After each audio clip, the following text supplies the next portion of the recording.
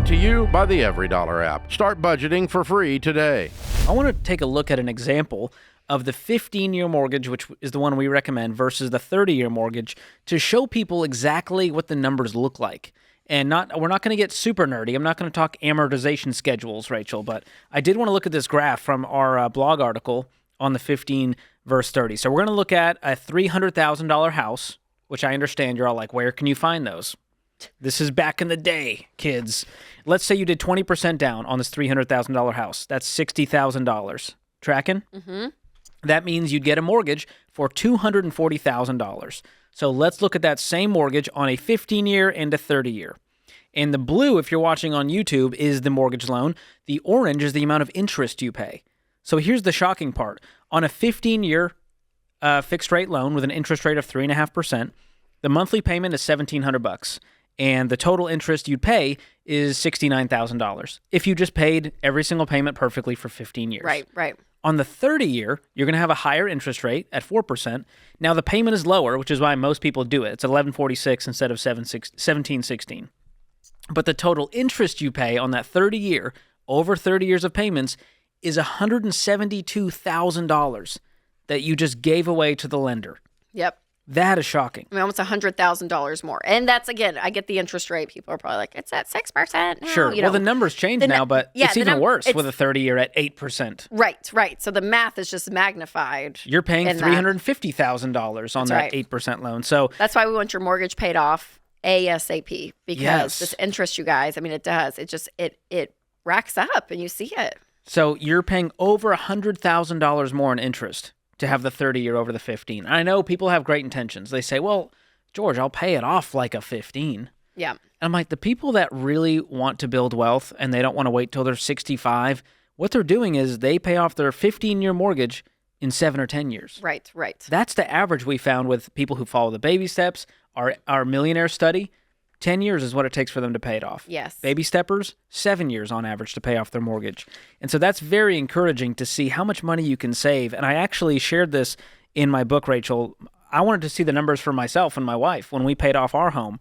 So you ready for this? Mm-hmm. We paid off our mortgage back in 2021, and I did the math on it. We would have shelled out, if we paid ours off aggressively in like 26 months because we're weird. But it was on a 15-year fixed rate. If we just made payments for 15 years, we would have paid almost $50,000 in interest.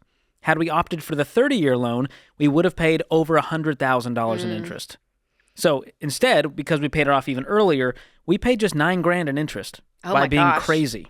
And you chose well in your home. And that's our big point, you guys. I mean, some people are like, oh my gosh, choose a modest, you guys affordable home. Yes, and we know the housing. We're not completely oblivious to what is going on in the world. Like we understand rates are up, housing prices are up. And depending on your area, yes, a starter home could be $800,000 in some areas. Right. So like this is a reality. But the hard thing is, George, is money doesn't have emotion. Money doesn't, math doesn't care. It is what it is. And so you can't justify, okay, I'm going to go and buy a house that's my payment is half of my income just so I can say I have a house. Because you're going to feel screwed every month. It's going to feel like, oh my gosh, we have no money because you have too much house. And so expectations on when you buy a home, what kind of home you buy, have shifted in the last 3 years. And people, even some drastic things, they're moving states even because they're like, we just can't afford long term what we want our life to look like because of this. Because again, you guys, it's the math, and that's what we have to always go back to, regardless of how much it sucks. That's the reality. And so we want you to build wealth, get there the fastest, right way.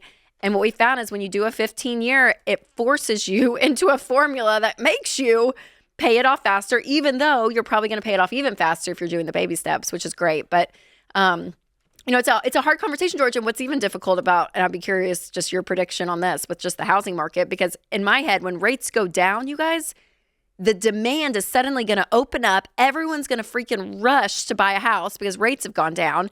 And then that's going to drive the prices up again. Yep. So if you are in a position where you can put, 5% down, 10% down, 20% down, and it's, again, we use the 15-year here at Ramsey because we want you in a formula that's getting you out of debt we don't quicker. like any kind of debt. Yeah. We just won't yell at you if you do a 15-year fixed rate mortgage. Yeah, and it's, 25% of your take-home pay. That's the formula we use.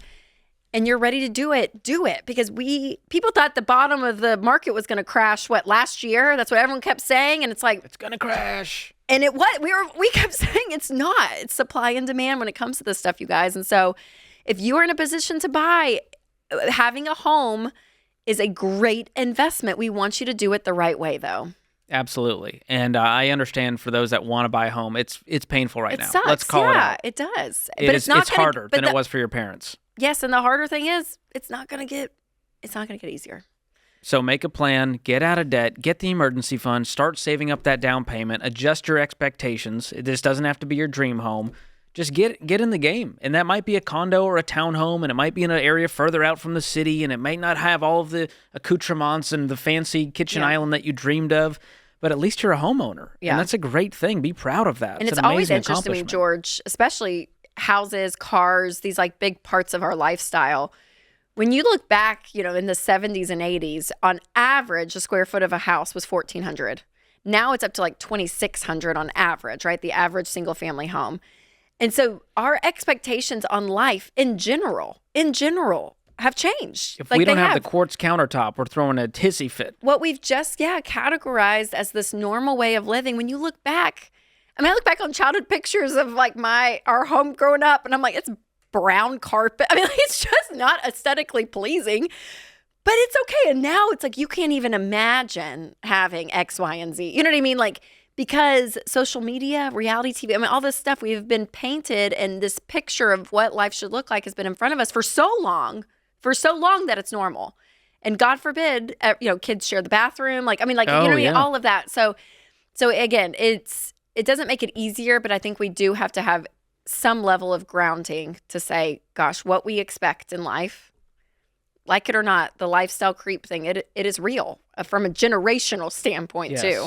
And you used to have to wheel down windows, George, in our cars. That was my first car, Rachel. You would wheel down a window, and everyone was okay with that. But like, oh my gosh, could you imagine? It's really embarrassing though. I'll say this was the worst part about having manual windows. Whenever someone I knew pulled up next to me, and I couldn't reach over far enough to get to the passenger side window to talk to them. Yes, because you're like, so I would just wave at them awkwardly. I know, because I wasn't trying to pull a hamstring. And think about our cell phones, Nokia, Cricket.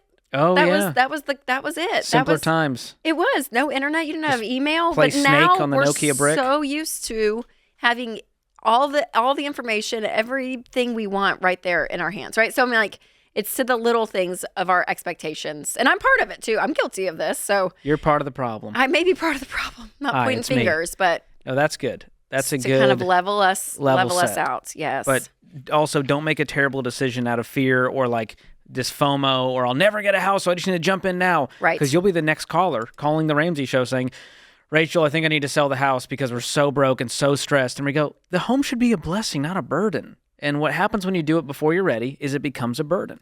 Create your free every dollar budget today, the simplest way to budget for your life.